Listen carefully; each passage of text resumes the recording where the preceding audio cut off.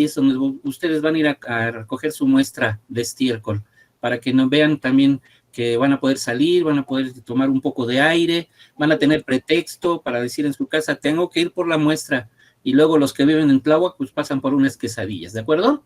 Entonces, muy bien. Entonces, el día de hoy, como estaba comentando, vamos a dar inicio con otra práctica. En este caso, es la práctica número 5, que corresponde a la diversidad microbiana en suelo rizosférico, ¿sí? Voy a tratar de ir un poquito rápido, dado que, pues, tenemos un poquito menos de tiempo. Ustedes ya vieron todo lo que es la parte de los conceptos en ecología, y dentro de esos conceptos pues manejaron lo que era el concepto de biosfera, que nuestro planeta pues es sinónimo también de ecosfera.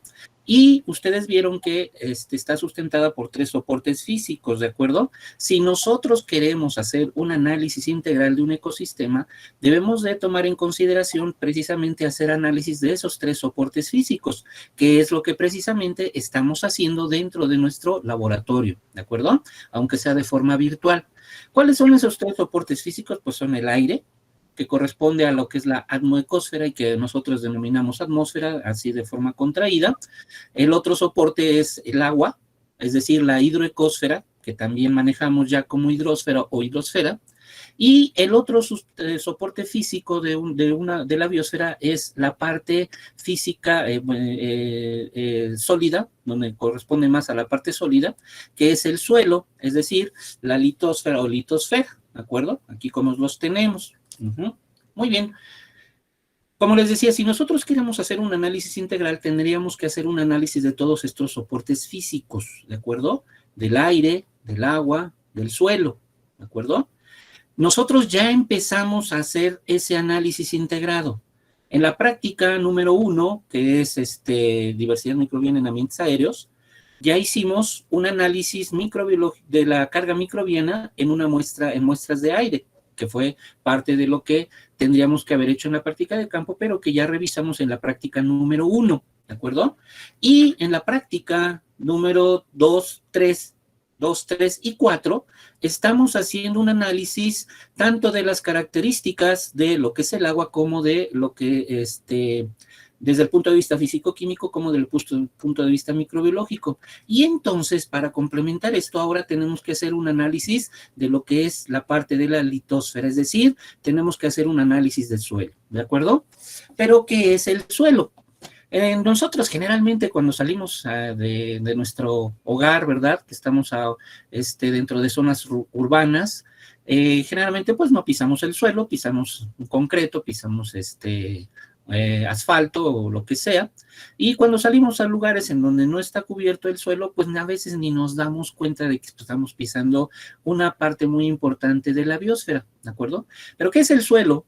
El suelo en sí está considerado como la cubierta superficial de la mayoría del área continental de la Tierra, ¿de acuerdo? Y es un agregado de minerales no consolidados y de partículas orgánicas originadas por el resultado de la acción del clima y de los seres vivos sobre la superficie de la Tierra a lo largo del tiempo.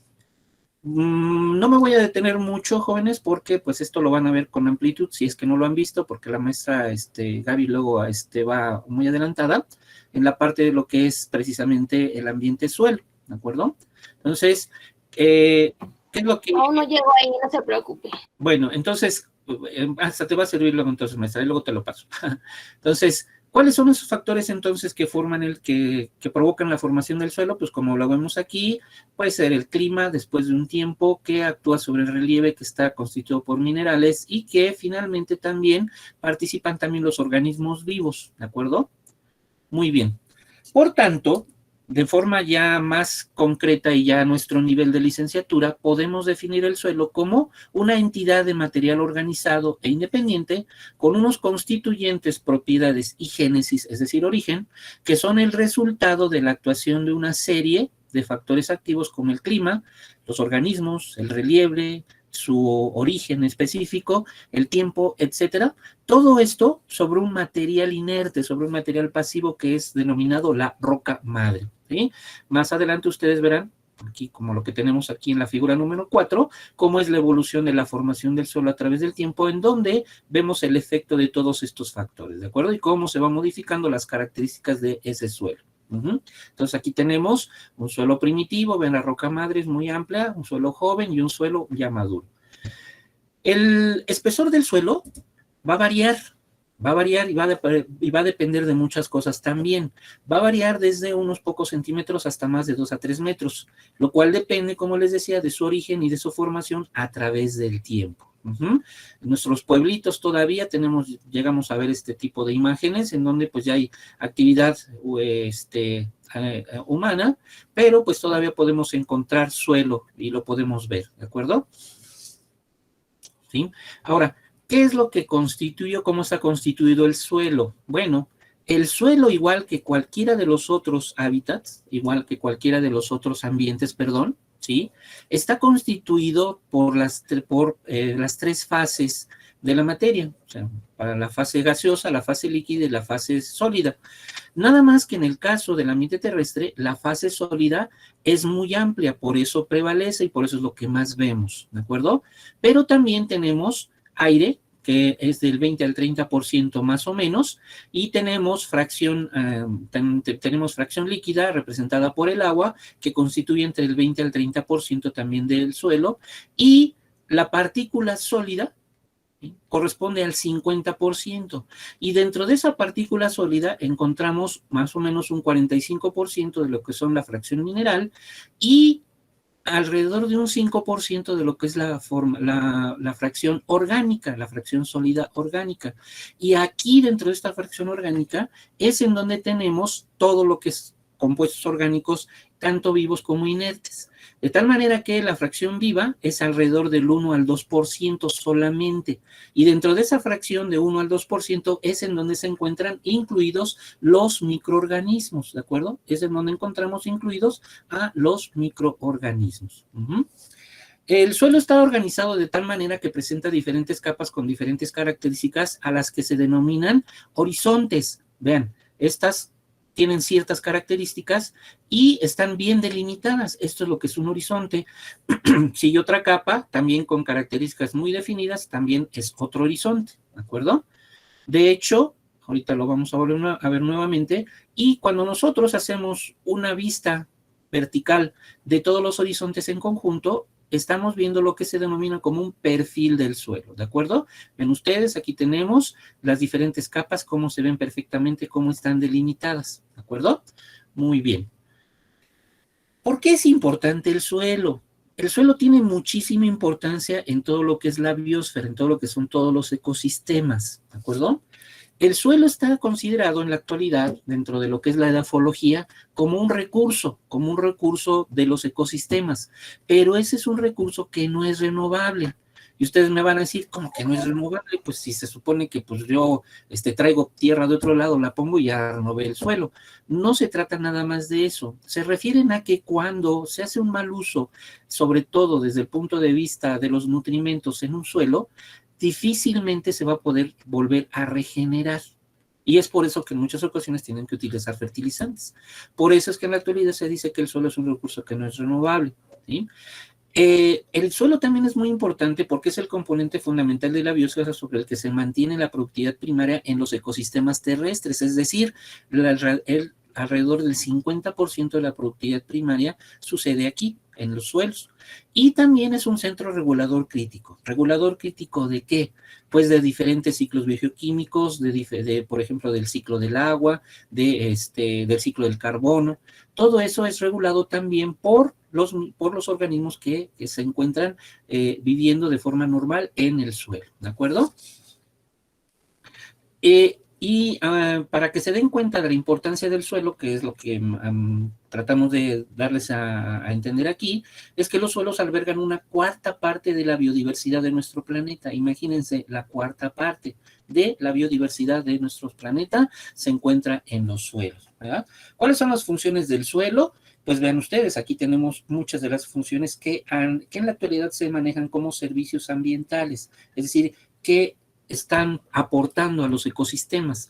Bueno, pues hay retención de carbono, suministro de alimentos, ciclo de nutrimentos, regulación de inundaciones, suministro de materiales de construcción, mucho de la herencia cultural, ¿verdad? Que se encuentra, por ejemplo, aquí, ahora que están haciendo el nuevo aeropuerto de la Ciudad de México, todo lo que están encontrando en cuanto a fósiles, y así, así en general, son los servicios ambientales que otorga el suelo, que es lo que nos proporciona realmente, ¿verdad? Y las comunidades microbianas del suelo son imprescindibles para el mantenimiento del balance biológico del mismo y son una pieza clave en la sustentabilidad de cualquier ecosistema natural o agrícola. Otra vez, nosotros que somos microbiólogos lo entendemos perfectamente, pero hay que puntualizarlo. Todas las comunidades microbianas del suelo son imprescindibles para el mantenimiento del balance del mismo, ¿de acuerdo? Y ¿qué es lo que nos da? Vamos a hablar un poquito de lo que es la calidad del suelo, en donde precisamente tenemos que considerar la parte biológica, que es la actividad de la, de la microbiota, ¿de acuerdo?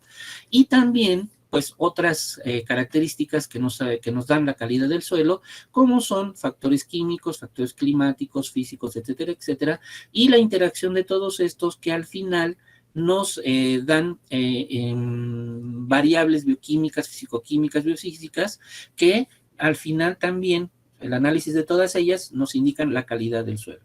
Nosotros nos vamos a abocar a esta parte de la calidad del suelo, que es la de los componentes biológicos, ¿de acuerdo? Dentro de donde encontramos a los microorganismos, ¿sí? Los microorganismos, por tanto, debemos entender que están dotados con la capacidad para dar una medida integrada de la salud del suelo, ya que responden rápidamente a cambios y por tanto se adaptan igualmente rápido a las condiciones ambientales. Es decir, en concreto, los microorganismos son indicadores de la calidad del suelo, ¿de acuerdo? Lo que en la actualidad se maneja dentro de la edafología también y dentro de la ecología como salud del suelo, que es un término que se utiliza mucho en la actualidad. Originalmente se pensaba que los microorganismos se encontraban solamente en las partes superficiales, ¿de acuerdo? Solamente unos cuantos centímetros de ahí, de la superficie. Sin embargo, en la actualidad se sabe que podemos encontrar microorganismos hasta una profundidad de aproximadamente en promedio 6,000 metros, ¿de acuerdo? Y esto se descubrió sobre todo cuando se hacen perforaciones de petróleo y todo esto, y se hacían análisis de los suelos y encontraban que también existían microorganismos a esas profundidades, pero con características muy particulares, ¿de acuerdo?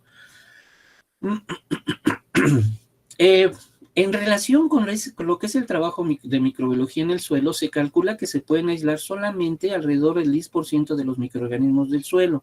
Y esto se ha puesto en manifiesto, como lo vieron en su manual, los que tengan manual, y que me faltó hablar de eso, que ahorita tenemos que hablar también de eso, y que se pone de manifiesto por otras herramientas que no son las que manejamos en el laboratorio, que es la de siembra, es decir, cuentas viables, sino que se hace por tinciones vitales, por ejemplo, con microscopía electrónica de barrido, que es de las más utilizadas, y por métodos de biología molecular. En la actualidad se está utilizando mucho esta parte, por lo que para hacer un análisis microbiológico del suelo se recomienda utilizar el mayor número de medios de cultivo disponibles. Esto cuando estamos hablando de análisis tradicionales del suelo, ¿de acuerdo? Análisis microbiológicos tradicionales del suelo. Y los cultivos, ya hablando en microbiología, los cultivos deberán incubarse en condiciones semejantes a las del lugar de aislamiento. Muy bien. En este momento vamos a empezar entonces a ver lo que teníamos que hacer en la práctica, para lo cual pues vamos a hablar de los objetivos. Y los objetivos pues, son determinar la diversidad de algunos grupos microbianos en una muestra de suelo rizosférico y comparar la diversidad microbiana de diferentes comunidades que son las muestras de suelo de la práctica de campo, mediante la aplicación de índices de similitud. ¿De acuerdo? Muy bien. ¿Qué materiales vamos a utilizar? Pues las muestras de suelo rizosférico, aproximadamente los 500 gramos que ustedes debieron haber colectado en la práctica de campo, ¿de acuerdo? Entonces, las muestras de suelo que hayamos tomado nosotros, en algunos casos, pues incluso hubiéramos podido utilizar muestras de algún lugar cercano a nuestra casa, incluso hasta de una macetita por ahí, ¿de acuerdo? Y separar muy bien lo que es el suelo rizosférico, ¿de acuerdo? Muy bien. Hasta aquí tenemos esta parte y vamos a continuar ahora con lo que es la parte práctica, ¿de acuerdo?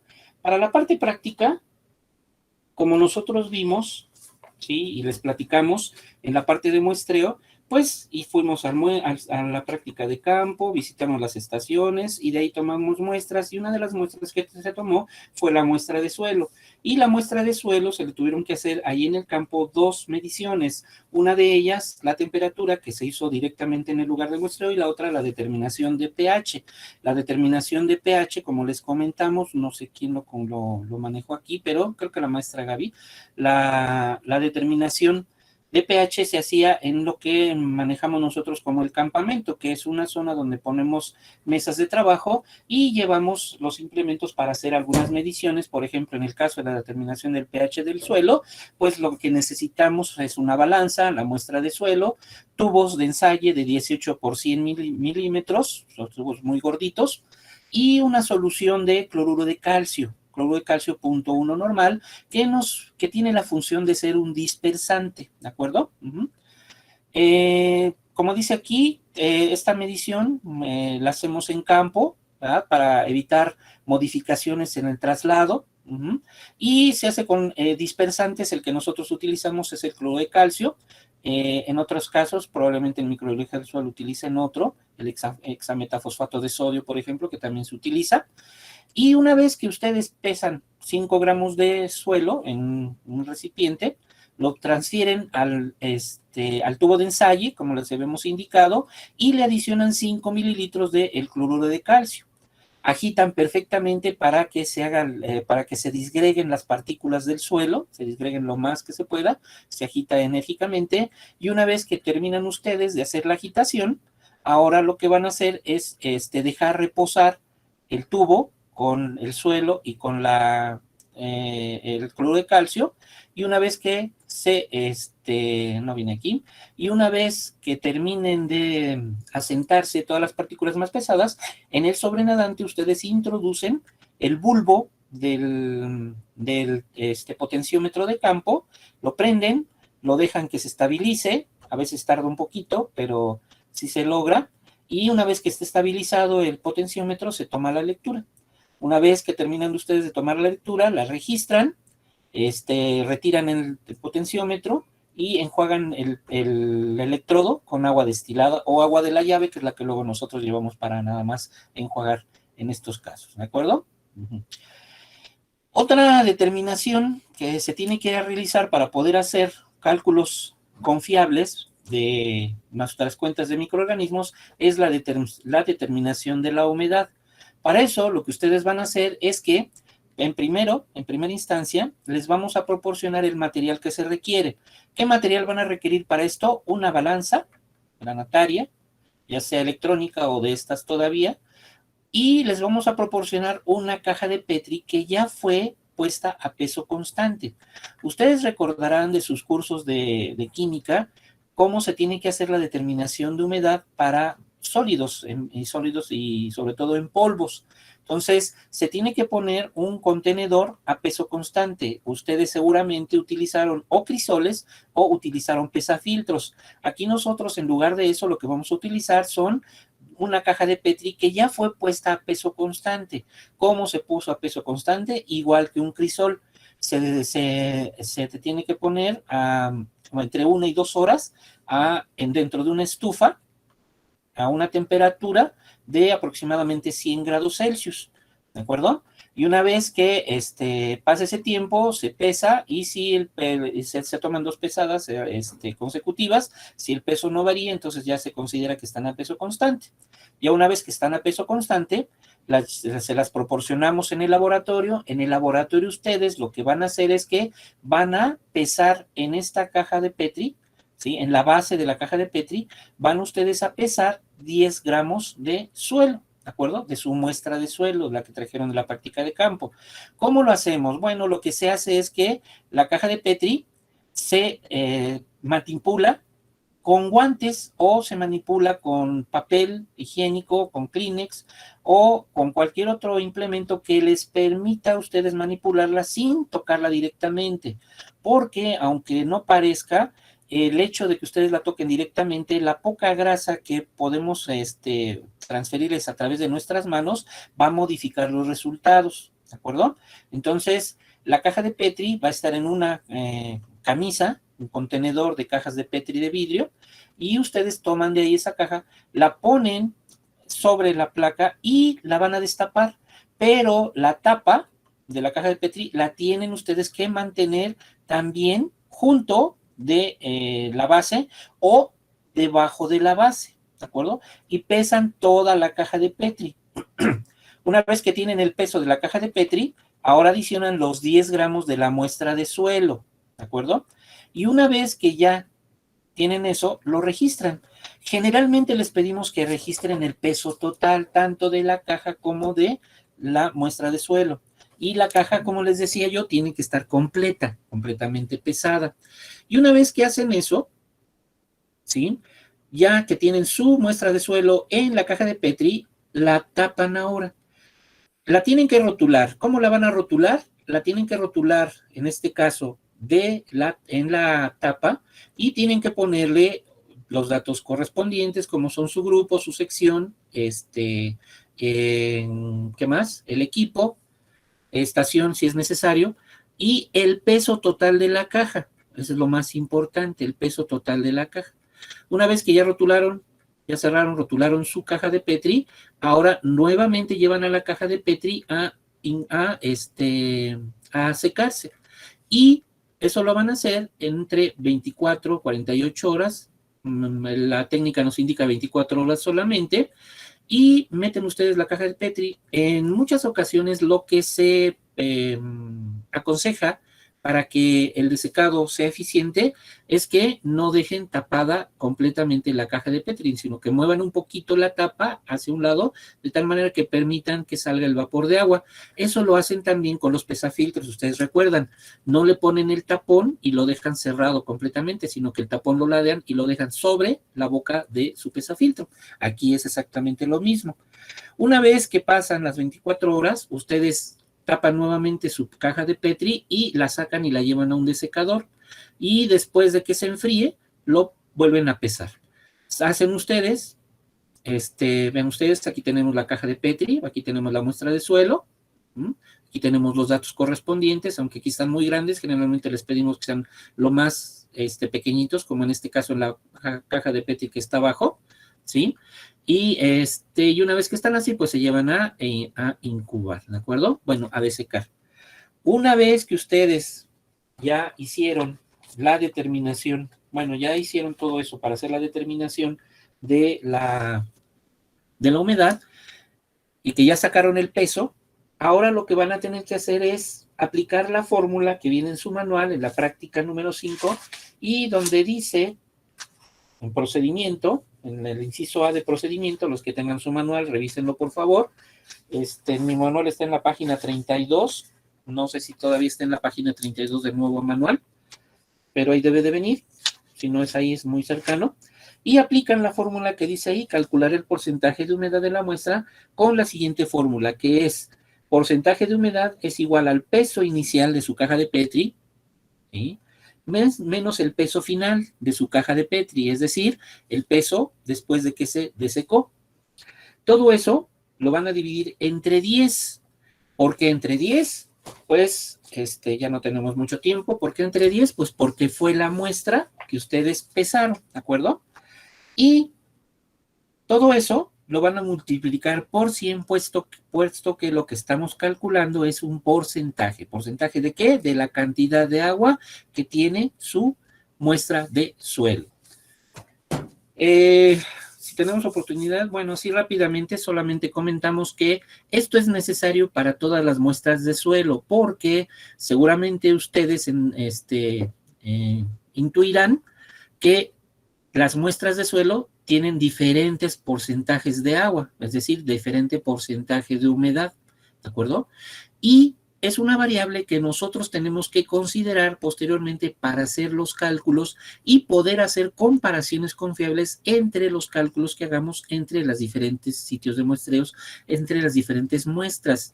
Si ustedes por algún motivo llegan a trabajar serán muy afortunados si lleguen a trabajar en la área edafológica, en el área de la microbiología del suelo, pues esto lo van a hacer con mucha frecuencia y van a ustedes ver que es importantísimo hacer la determinación de humedad para poder hacer cálculos confiables posteriores de la cantidad de microorganismos que se encuentren presentes, ¿de acuerdo? Entonces, no vamos a ahondar más. ¿Todos vieron la fórmula, jóvenes? Sí. ¿Sí? ¿Todos ya vieron la fórmula? Sí. Sí. Sí, profesor. ¿Sí? Hagan ahí el seguimiento. Bueno, entonces, así es como debe de quedar su caja de Petri, ¿de acuerdo? Muy bien. Después de eso, la siguiente actividad que tenemos que hacer es la cuantificación de grupos microbianos, ¿de acuerdo? Y la cuantificación de grupos microbianos aquí la vamos a hacer precisamente por el método tradicional, es decir, por el método de la cuenta viable, ¿de acuerdo? Para lo cual, pues, vamos a utilizar, como nos indican o como vimos en la parte introductoria, la mayor cantidad de medios de cultivo posibles dentro de las posibilidades de nuestro departamento de microbiología para tener un indicio de cómo se encuentra la diversidad microbiana en el suelo que estamos analizando. Por eso es que elegimos algunos grupos de microorganismos que son representativos de la calidad del suelo y los vamos a tratar de aislar y digo tratar porque luego recuerden ustedes que no todos se pueden aislar, ¿verdad? En diferentes medios de cultivo. ¿Qué medios de cultivo utilizamos? Utilizamos un medio de cultivo que se utiliza mucho en la parte de la ecología microbiana, que es el medio de caseína, peptona o el agar caseína, peptona, almidón con extracto de levadura. Posteriormente, si tenemos oportunidad, hablamos un poquito acerca de este medio de cultivo que tiene características muy, muy particulares. Ya habrán ustedes notado que tienen fuentes de carbono muy diversas, ¿verdad? Caseína, peptona y almidón. Y este medio de cultivo lo utilizamos tanto para la cuantificación de bacterias mesofílicas aerobias como para la cuantificación de actinomicetos. Ustedes van a encontrar, hay otros medios, por ejemplo, la maestra Gabriela en particular, le gusta mucho utilizar otro medio que se considera especializado para el aislamiento y cuantificación de actinomicetos, que es el medio de SAPEC. ¿Verdad? Hay otros medios también que pueden utilizarse, medios con con carboximetilcelulosa, por ejemplo, ¿verdad? Pero los más utilizados son estos. CPS en el caso de la ecología microbiana y SAPEC. ¿Sí es SAPEC, verdad, maestra? ¿O me estoy equivocando? ¿Maestra Gaby? Sí, maestro, que tengo. Sí, es APEC. Sí es SAPEC, ¿verdad? Ok. Utilizan el micro, ellos ya lo conocen. Ah, ya lo conocen, perfecto, no hay ningún problema. Entonces, sin embargo, les digo porque se trata de muestras de suelo en particular, se utiliza este medio de cultivo, ¿de acuerdo? El otro medio de cultivo que se utiliza es el agar almidón peptona, como ustedes habrán visto en su manual, y en este caso se utiliza específicamente para poner de manifiesto las pseudomonas fluorescentes. Ojo, es pseudomonas cuya característica es que producen un pigmento fluorescente, ¿sí? Y no es Pseudomonas fluorescens, aunque es una de las que produce el pigmento fluorescente. No, son varias, ¿de acuerdo?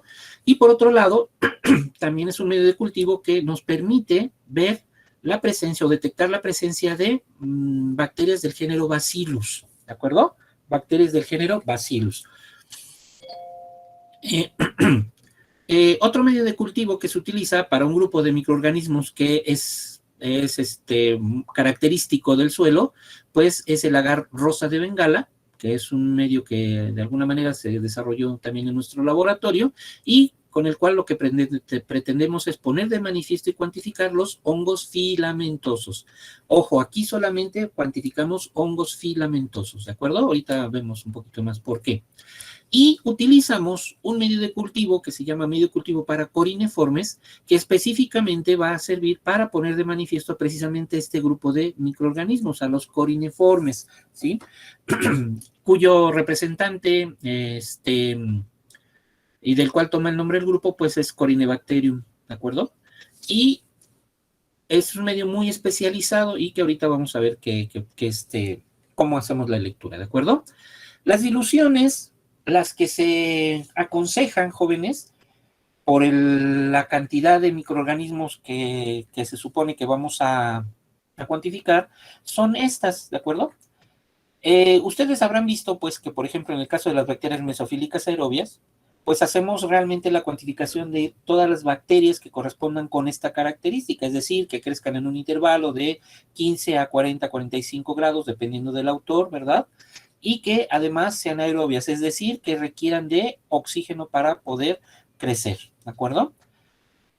Y los otros organismos, por ejemplo, los actinomicetos, pseudomonas, bacillus y corineformes, eh, como, como parte de la microbiota del suelo, también crecen a esas condiciones. Por eso es que en cuanto a las bacterias mesofílicas aerobias, las diluciones tienen que considerarse que son más altas, porque aquí crecen todos los microorganismos, todas las bacterias, perdón, que tengan esta característica, sean mesofílicas y sean aerobias.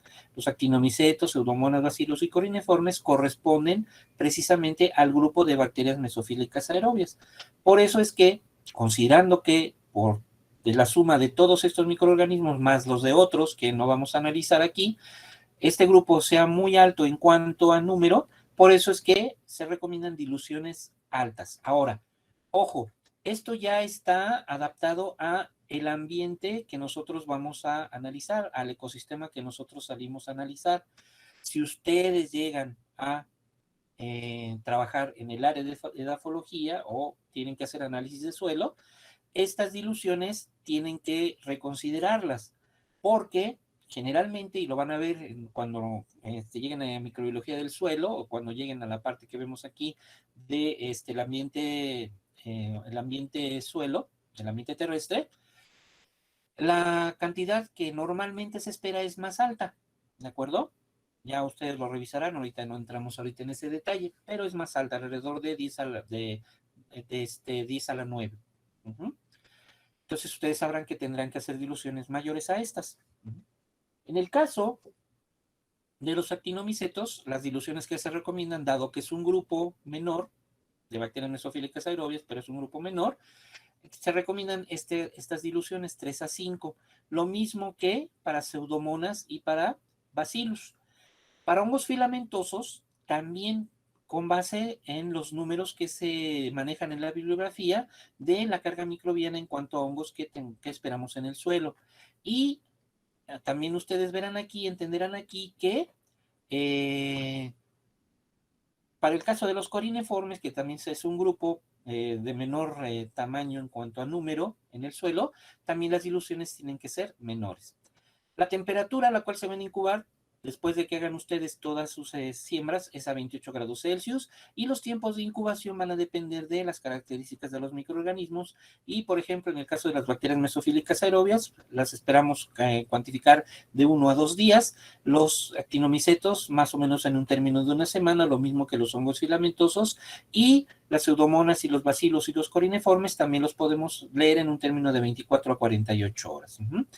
Para hacer la lectura solamente de el grupo de microorganismos de las pseudomonas fluorescentes, hacemos uso de una herramienta, las demás las contamos de forma normal, hacemos la cuantificación de forma tradicional, pero en el caso de las pseudomonas fluorescentes, lo que hacemos es echar mano de un implemento que nos proporcione luz ultravioleta, para poder poner de manifiesto precisamente la fluorescencia de estos microorganismos y poder hacer una cuantificación adecuada, ¿de acuerdo? Entonces, eso es en general. ¿Cómo hacemos las siembras? Pues ya saben ustedes, ya lo conocen perfectamente. Aquí les presentamos nada más de forma rápida. Aquí tenemos una pila de placas que corresponde a las placas de caseína peptona almidón. Estas, vean, son placas de agar almidón peptona. Estas son placas de agar para corineformes que tienen una tonalidad violeta morada muy intensa y que en un momento les explicamos cómo se hace la lectura de las colonias que estamos buscando aquí, que estamos ¿cómo se llama?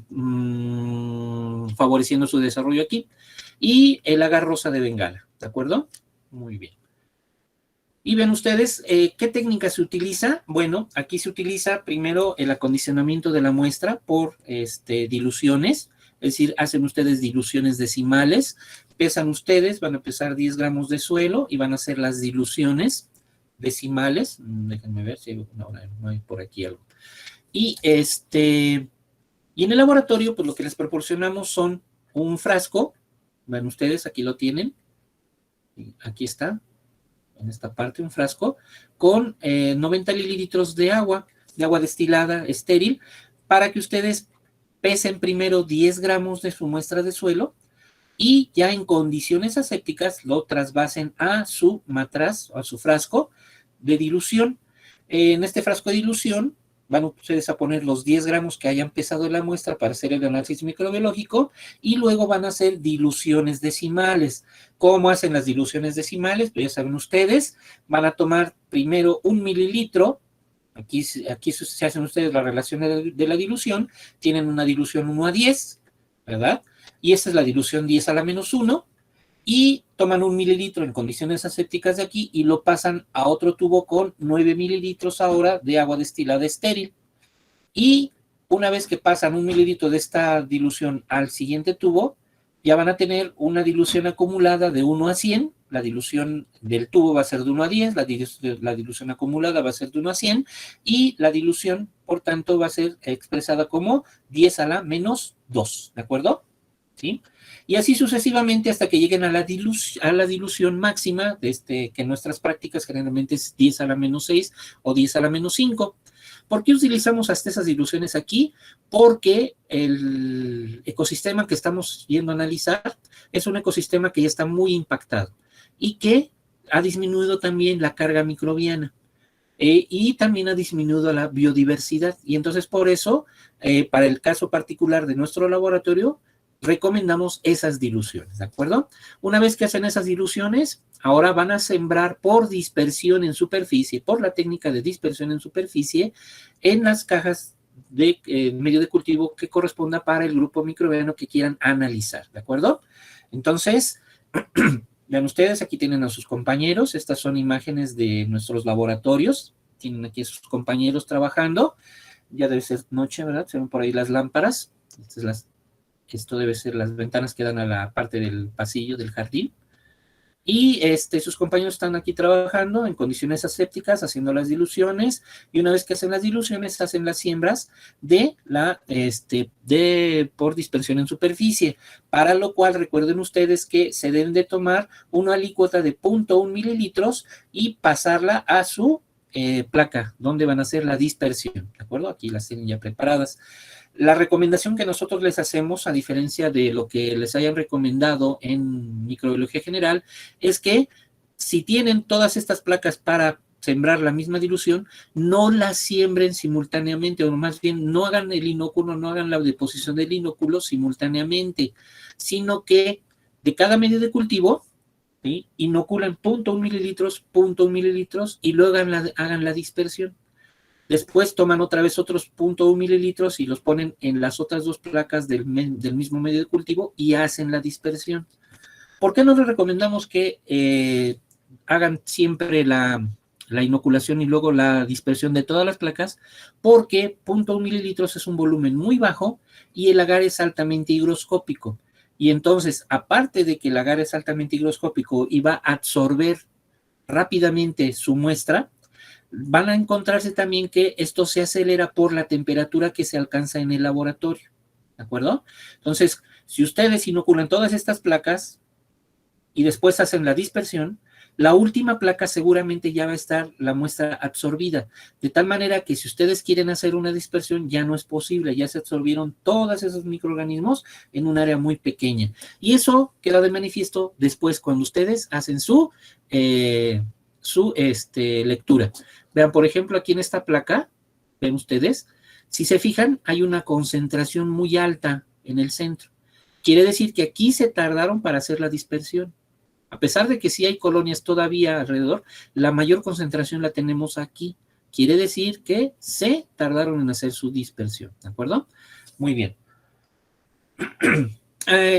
Aquí tenemos un ejemplo de lo que van ustedes a encontrar, y aquí estamos viendo que pues efectivamente se hizo una buena dilución y se hizo una buena siembra por dispersión, porque lo que estamos viendo ahora en las placas es que sí se ve el efecto de dilución. Y lo que ustedes tienen que hacer, recuerden ustedes, y esto única y exclusivamente para el caso de la lectura de las bacterias mesofílicas aerobias, es buscar las placas en donde ustedes tengan de 30 a 300 o de 25 a 250 o de 20 a 200 colonias. Eso depende mucho de los autores y depende mucho también del maestro que les haya dado microbiología general.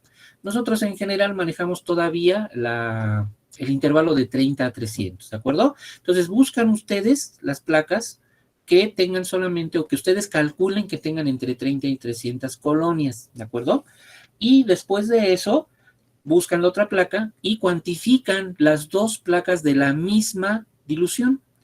Y una vez que ustedes hacen la cuantificación de las colonias que hayan crecido en las placas de la misma dilución, ustedes hacen un promedio y es lo que van ustedes a reportar, ¿de acuerdo? Es lo que se va a registrar para hacer su reporte. Aparte de bueno, eso va a ser en estos medios de cultivo. Cuando ustedes, déjenme ver cómo está por acá, no, está bien, ok.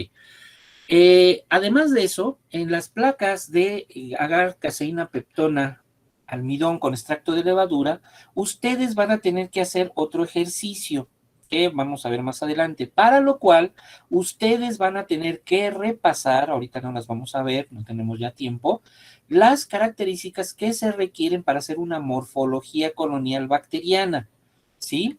Si no las recuerdan, las pueden ustedes repasar en el manual y también vienen en los apéndices en donde vienen las características que ustedes deben de considerar para hacer la morfología colonial. Esas 11 características, así rápidamente, recuerden, son color, tamaño, forma, bordes, elevación, luz reflejada, luz transmitida, superficie, aspecto, consistencia y pigmento difusible. ¿De acuerdo? Entonces van a tener que repasar toda esa parte para poder hacer esta práctica aunque no lo hagamos físicamente, pues va a ser pertinente que ustedes hagan el repaso de estas, ¿de acuerdo? Aunque me decía, comentábamos en otro grupo, maestra Gaby, que aparentemente no vienen en algún otro manual, en alguna otra información, porque parece que... En el manual de microbiología lo tienen, pero el esquema que tienen está mal. Está bien. Usted tiene el de, ¿cómo se llama? El de ambiental. Microambiental, ajá. Ese sí está bien. El de ellos en microbiología está mal. Ok, perfecto. Está mal. Sí, está mal. Y pueden tomar también un poco, vienen también en nuestro manual, aunque no vienen tan extenso como en el de microbiología ambiental. Si es necesario, pues luego, yo creo que luego se los mandamos el de microambiental, ¿verdad, maestra Gaby? Sí, porque ahí está bien, porque el de micro tiene errores. Ok, perfecto. Luego se los mandamos, jóvenes, pero tienen que repasar, ¿de acuerdo?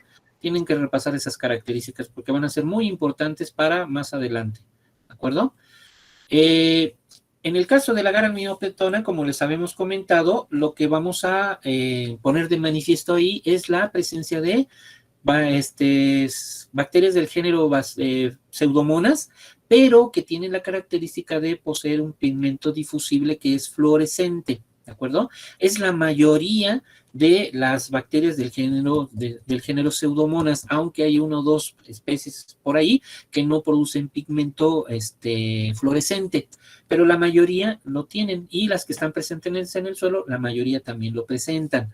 Entonces, lo que se hace aquí es que se toma como herramienta un aparato que nos proporcione luz ultravioleta. En este caso utilizamos un transiluminador para hacer lecturas en biología molecular, o también podemos echar mano de, existen lámparas portátiles de luz ultravioleta, ya no tenemos nosotros en el laboratorio y por eso hacemos uso de este transiluminador, pero funciona perfectamente. Si ustedes llegan a tener una lámpara de luz ultravioleta portátil, pues también la pueden utilizar. ¿Y qué es lo que se hace? Pues se hace incidir la luz ultravioleta a través de la placa y con eso se detecta. Ven ustedes qué bonito está aquí. Vean, aquí se ve una placa, se ve perfectamente con muchas colonias en crecimiento y Pero ¿qué sucede? Que no todas presentan esa fluorescencia a la luz ultravioleta, solo algunas. Y estas son las que nosotros vamos a cuantificar precisamente como las colonias bacterianas de género Pseudomonas que producen pigmento fluorescente, ¿de acuerdo? Ven ustedes, aquí tenemos varios ejemplos. Pero en el caso de la Agaralminopeptona, también nos va a ser útil para hacer la cuantificación de bacterias del género Bacillus. Y esas tienen una morfología colonial muy característica. Muchas de ellas son grandes, de 4 milímetros o más. No pueden ser, sino que son de un color café muy clarito, muy, muy claro, casi blanco. Son de elevación plano convexa, tienen un color, como les decía, un café muy tenue o amarillo muy tenue. Son de bordes regulares, la superficie es ligeramente rugosa, son de consistencia suave, butirosa, y la principal característica es que son muy grandes, pero a veces también encontramos colonias bacterianas del género Bacillus de otra especie, por ejemplo, esta que tenemos aquí. Si ustedes lograran hacer un acercamiento, yo no sé cómo se hacen acercamientos aquí. No, aquí no. Bueno, ustedes si ven detenidamente esta colonia, se ve como si estuviera, como si fuera... PDF, aquí arriba lo tiene, maestro. ¿No, verdad? Sí, sí tiene arribita. Ah, ¿dónde dice? Ahí, ¿vale? Entonces ven ustedes cómo se ve, como con ligeras, pues, filamentos alrededor, ¿de acuerdo? Casi como si fuera un hongo, pero no. En este caso, no presentan un micelio aéreo, ¿de acuerdo? Ni tampoco se ve un micelio vegetativo. Entonces, hay que tener mucho cuidado. Y estas colonias también son del género Bacillus. Por acá me parece que hay otra. Por acá me parece que hay otra. Esta. Ah, no, esta no es, ¿verdad? ¿De qué Bacillus? No, creo que esta no es de Bacillus. Esta parece que tiene una acumulación aquí. ¿Aquí? Sí, una acumulación aquí, creció una colonia así muy... la de abajo, no sé, maestra. Es contaminación, ¿no? Parece. Esta sí parece una contaminación. Pero bueno. Pero en muchas ocasiones, desafortunadamente ahorita no hay una aquí, una del género Bacillus, que inclusive ya sabemos que se trata de Bacillus licheniformis, o al menos es muy particular esa, ¿de acuerdo? Aquí se alcanza a ver, no la había visto, aquí sí está. Se ve muy tenue aquí, miren, aquí, ¿ven? Ah, sí, micoides. Así los micoides, ¿no? ¿Sí? Ah, puede ser que sí, sea micoides exactamente. Vean, esta también es del género Bacillus, ¿de acuerdo? Vean. Y esta es una sola colonia, aunque esté enorme. Es una sola colonia, ¿de acuerdo? Muy bien, bueno. Entonces, es en ese caso, ¿de acuerdo? Muy bien. Y pues para hacer esa cuantificación de pseudomonas, las fluorescentes, y las otras, las que presenten estas características muy particulares o la morfología que ya les había yo comentado, ¿de acuerdo? Muy bien. En el caso de la garrosa de Bengala, pues es muy fácil, muy sencillo. Aquí vemos cómo crecen perfectamente los hongos, precisamente con el rosa de Bengala, que no les permite un crecimiento radial muy, muy exacerbado, pues aquí tenemos las colonias perfectamente delimitadas. Vean qué bonitas se ven, ¿eh? Estas placas son de muestras que se tomaron allá precisamente, ¿verdad? Vean qué bonitos hongos tenemos aquí creciendo. Qué lástima que no lo pudieron ver en vivo y a todo color, porque es la única ocasión que ven esta biodiversidad de hongos en una placa. Van a llevar micología, pero ya trabajan básicamente con cultivos axénicos, o sea, no ven esta diversidad de morfologías. Y aquí, pues, únicamente lo que van ustedes a cuantificar, pues, son las colonias que correspondan a colonias de hongos. Ven ustedes, aquí tenemos otras colonias, ¿ves? Pero aparentemente, y digo aparentemente, son colonias bacterianas. Y digo aparentemente porque aquí también pueden crecer hongos levaduriformes, pero son difíciles de reconocer solamente por morfología colonial. Aquí los que son fáciles de reconocer solamente por morfología colonial son los hongos filamentosos, y por eso es que se les pide que solamente hagan cuantificación de esos, y son los que ustedes registran, ¿de acuerdo?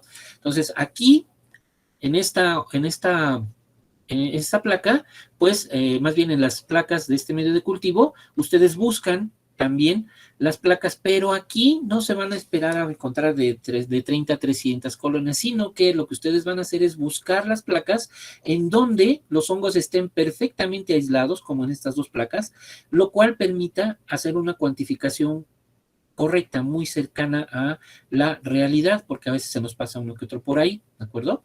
Entonces, ustedes van a buscar las placas de una misma dilución en donde tengan las colonias de hongos creciendo de forma separada, de forma aislada, y que les permita detectar precisamente que se trata de una colonia individual, ¿de acuerdo? Muy bien. En el caso de los corineformes, ven ustedes, para eso se utiliza este medio de cultivo, que decíamos es un medio de cultivo muy especial para corineformes, y también se hace la siembra por dispersión en superficie. Y lo que vamos a buscar aquí, jóvenes, a ver, aquí no encuentro. Creo que no tenemos imágenes de esas, ¿verdad, maestra? Ok. Aquí lo que vamos a buscar... ¿Mandé? ¿De cuáles? No de corineformes, pero tengo una. No tenés nada. A lo mejor para la siguiente les paso. Sí, ahí tengo yo una, pero no alcancé a ponerla. Entonces yo se las pongo ya después para que las conozcan. Este medio de cultivo es un medio de cultivo que fue desarrollado dentro del departamento por un maestro que para mala fortuna de nosotros ya se jubiló, ya no está en activo. Un excelente bacteriólogo desde mi punto de vista, muy querido por algunas de las maestras que están aquí, sobre todo la maestra Nidia, que es el maestro Nazario. ¿Nazario qué, maestra? Ya se me olvidó su apellido. Bueno, luego les decimos. Félix Soto, maestro Félix. ¿Dónde? Félix Soto. Félix Soto. Félix Soto. Maestro Nazario, Félix Soto, trabajaba en bacteriología veterinaria y estuvo después un tiempo trabajando con nosotros, apoyándonos mucho. Él desarrolló este medio precisamente para esta práctica. Y lo que vamos a buscar aquí son colonias. Bueno, aquí crecen, es selectivo para el grupo corineforme, pero también, como sucede con muchos medios de cultivo selectivos, no crecen exclusivamente los microorganismos que nosotros estamos esperando, llegan a crecer otros. Pero aquí los corineformes crecen muy bien y son fáciles de detectar. ¿Cómo los detectamos? Por la morfología colonial. Y aquí la morfología colonial también es muy característica. Cuando tenga la otra imagen, se las paso a la siguiente clase. La morfología colonial aquí es muy, muy característica. ¿Qué es lo que sucede aquí? Las colonias de corineformes crecen de una forma muy pequeñita. El medio de cultivo tiene como constituyente ¿cómo se llama este? ¿Cómo se llama el colorante? Ya se me olvidó. Cristal violeta. Cristal violeta. Gracias, maestra Nidia. Este es cristal violeta. Como saben ustedes, el cristal violeta es un reactivo muy agresivo. Y aquí los corineformes toleran esas concentraciones de cristal violeta y crecen como colonias, pero colonias muy pequeñitas. Colonias pequeñas que tienen una elevación convexa, son brillantes, se ven húmedas, pero la principal característica es que son pequeñitas, ¿verdad? Pueden ir desde medio milímetro hasta máximo 2 milímetros, y eso ya es muy grandotas. Generalmente son muy pequeñitas. Y tienen un color azul intenso, a veces casi negro, dependiendo de cuánto concentren el cristal violeta, ¿sí? Y así es como nosotros las cuantificamos en este medio de cultivo, ¿de acuerdo? Pues una vez que ya ustedes hicieron todo esto, hicieron las cuantificaciones, van ustedes a llenar los cuadros que vienen en su manual. En el manual vienen varias tablas para que ustedes llenen con sus datos. Nosotros ya les vamos a dar los datos para que ustedes hagan sus cálculos. Lo vamos a hacer la siguiente clase.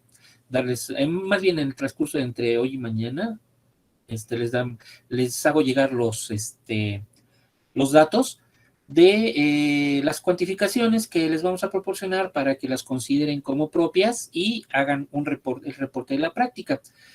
Pero en este caso en particular, si ustedes ya vieron, ¿sí? En algunas de las tablas les están pidiendo que hagan un registro de las unidades formadoras de colonias, pero en base húmeda, pero también en base seca, ¿de acuerdo? ¿Sí?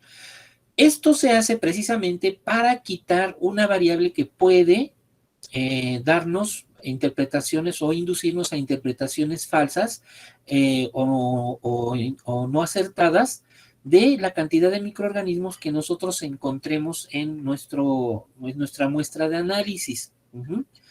Como les mencionaba yo hace rato, si ustedes se están imaginando, cada quien en su estación, y están imaginando su muestra de suelo, imagínense que estuvieron en la estación 3, en donde cae la cascada, y otros estuvieron en la estación 2, que es la parte superior de la cascada, que es una zona muy abierta, donde la incidencia luminosa es muy alta.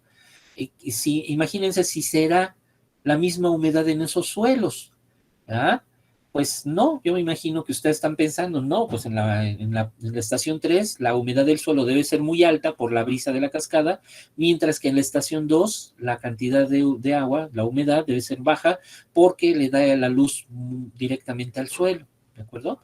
Entonces, y si hacemos cuantificaciones y resulta que las cuantificaciones en base a humedad nos resultan similares en la estación 2 y en la estación 3, pues podría inducirnos a pensar que no hay efecto por humedad, sino que la cantidad de microorganismos es la misma. Y no, no es así. Tenemos que considerar una variable que es la humedad. ¿Cómo nosotros hacemos la consideración para eliminar la humedad, el agua, y poder hacer entonces una correcta interpretación de los resultados? Pues lo primero que tenemos que hacer es, pues ya saben ustedes, hacer un cálculo en base a humedad, el cálculo que hacemos normalmente, para hacer la cuantificación, para encontrar más bien el número de colonias, y más que el número de colonias al final, el número de unidades formadoras de colonias por gramo, ¿de acuerdo? Para eso, pues ya se conocen ustedes la fórmula, se la deben de haber aprendido a fuerza, que es el número de colonias, ¿sí?, multiplicado por el inverso de la dilución, en donde nosotros hicimos la cuantificación del número de colonias, y por el inverso de la alícuota que se sembró, que generalmente en microbiología es de 0.1 mililitros. Difícilmente encuentran referencias donde hablen de mayor cantidad, ¿de acuerdo?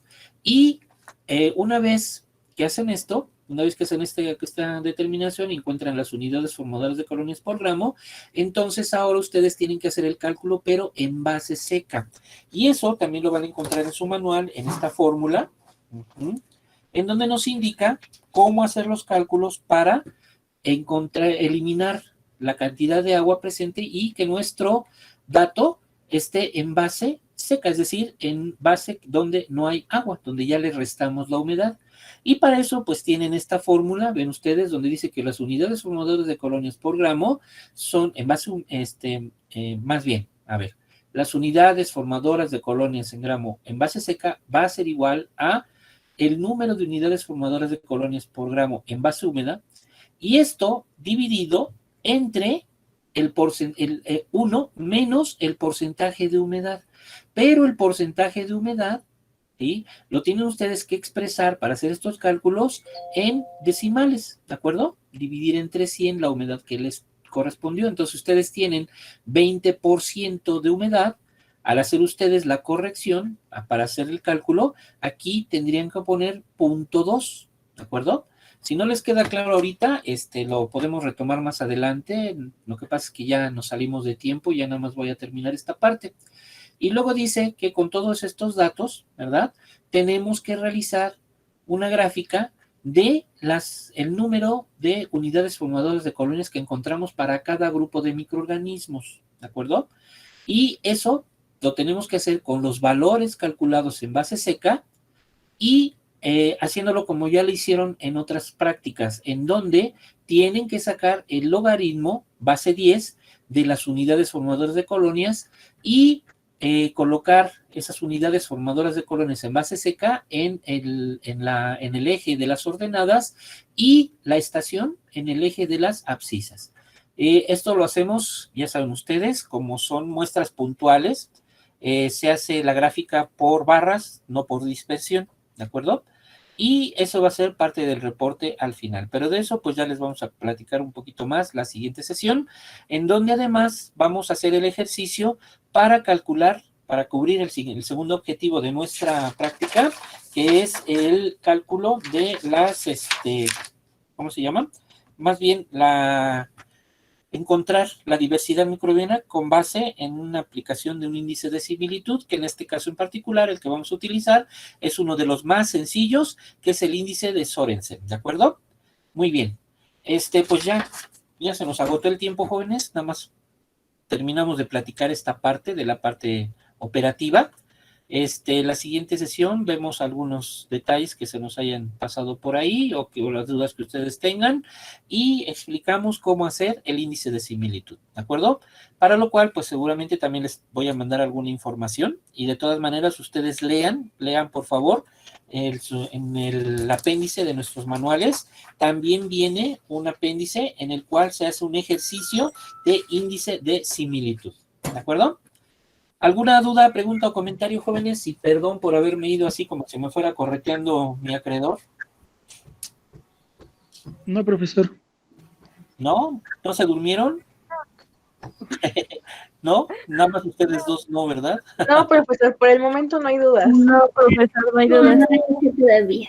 Eso, mucho. En la página 83 está lo del ejercicio de Sorensen para que lo Para que le den una repasadita. Cualquier duda, con toda confianza, no duden, por favor, en preguntar a la maestra Gaby. Bueno, también a los demás maestros. También a la maestra Nidia, a la maestra Irma o a un servidor. Bueno, no sé si quieran agregar algo más, maestras. No, maestro. No, maestro. No, por el momento no. Bueno, muy bien. Si cualquier observación, cualquier comentario, duda, pregunta, lo que sea, por favor, jóvenes y profesoras, adelante, por favor, ¿de acuerdo? Por el momento, pues es todo lo de mi parte y pues aquí nos quedamos. Continuamos la siguiente sesión que les va a comentar la maestra más adelante. Gracias. Gracias, profesor. Gracias, profesor. Por nada. Perfecto. Muy bien.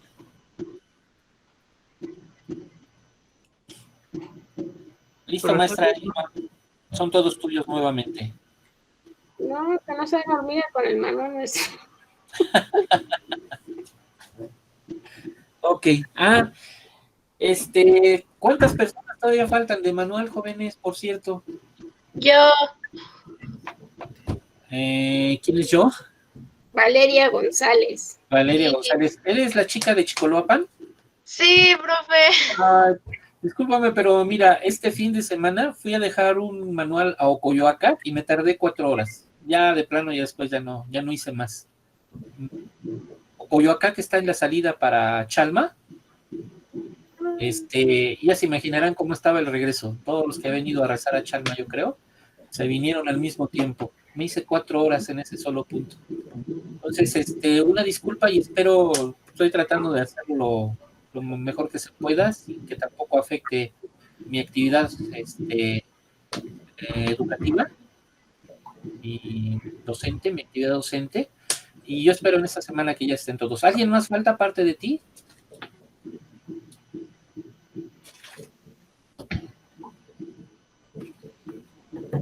No, entonces todos los demás ya tienen su manual. Pero él se comunicó con la maestra. Ok. Bueno, muy bien.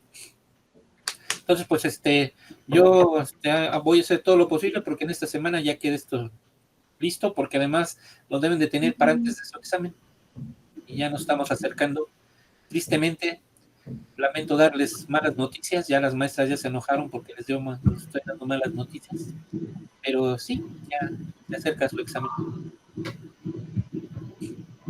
Uy. Ok, gracias. Bueno. Muy bien.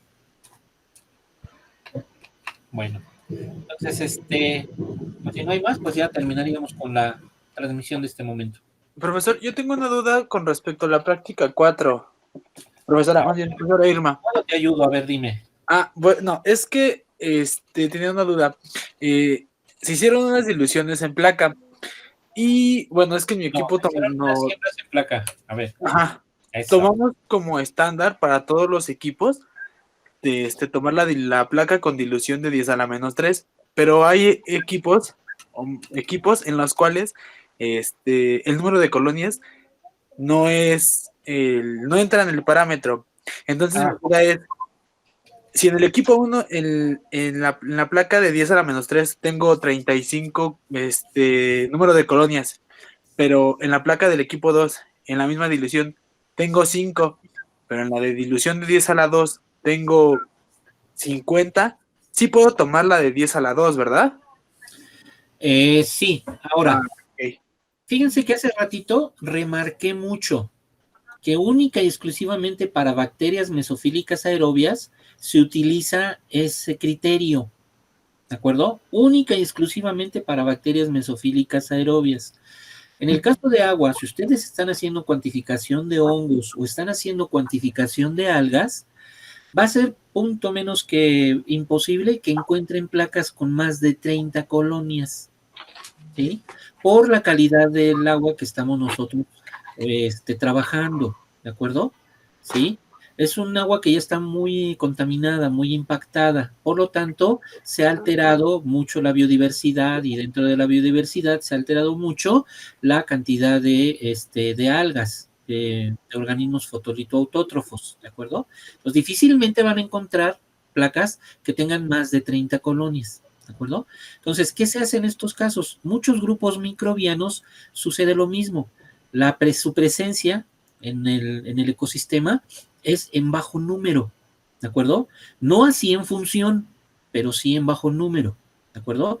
Y eso implica que si usted hace un aislamiento, nunca va a encontrar tampoco esa cantidad. Por ejemplo, en el caso de corineformes, va a ser muy difícil que usted encuentre una placa con más de 30 colonias. Entonces, el criterio que se toma cuando estamos haciendo cuantificación de grupos microbianos particulares o especiales, como en el caso de nuestras prácticas, el criterio que se toma es las placas, las dos placas de una misma dilución, donde las colonias estén perfectamente aisladas que permita cuantificarlas. ¿De acuerdo? Entonces, recuerde, valores de 30 a 300, criterios de utilización de placas de 30 a 300, entonces, solamente es para bacterias mesofílicas aerobias, en el caso de ecología microbiana, y para cultivos axénicos cuando usted llegue a otras materias. ¿Sí me explicó? Sí, profesor, muchas gracias. Árale, pues. Profesor, yo tengo otra duda. Sí, Elvira. por decir, es igual en bacterias mesofílicas, si en 3 diluciones diferentes tengo valores que son dentro del rango, ¿cuál voy a elegir? ¿El más alto? ¿Cualquiera? Dentro del valor del intervalo, Ajá. el rango. De veras que cómo sentimos todos los maestros? Vean las caritas de nuestros profesores. ¿Cómo sentimos no estar de manera presencial con ustedes? De veras, son cosas que se entienden mucho mejor teniéndolas en la mano, pero voy a tratar de explicarle en este caso en particular. Y ahí es a donde nos vamos a los análisis estadísticos, ¿de acuerdo? No vamos a hacer un análisis estadístico, pero aquí a lo que voy es que si usted tiene, por ejemplo, digamos, dilución 10 a la menos 1, dilución 10 a la menos 2 y dilución 10 a la menos 3, y en la primera tiene 30, en la segunda tiene 150, y en la tercera, al revés, ¿verdad? En la primera tiene 200, en la segunda tiene 100 y en la tercera tiene 30. Dentro de las tres placas cae el intervalo. Pero usted dígame, de esas diluciones que yo le estoy poniendo de ejemplo, ¿en cuál hay probabilidad de menor error? ¿En la de 30 porque están más separadas? Pero ahí ya hizo usted muchas más diluciones. En la primera, ¿no? Exacto. En la primera es en donde hay menor posibilidad de error. ¿Por qué? Porque en las otras ya hizo otra vez una dilución que a lo mejor se equivocó y no aforó bien su pipeta, o no tomó la alícuota, o pudo incinerar sus colonias al momento de hacer la dispersión. Mientras más diluciones haga usted, la cantidad de errores posibles se va sumando. De tal manera que en las diluciones menores es en donde hay menor posibilidad de error, donde la suma de errores es la mínima. ¿Sí me explicó? Por eso, si usted tiene esa situación, lo aconsejable es que tome como valor más cercano a la realidad el que tenga menor posibilidad de errores. Y en este caso sería las primeras placas. ¿Sí me explicó? Gracias. Sí, gracias.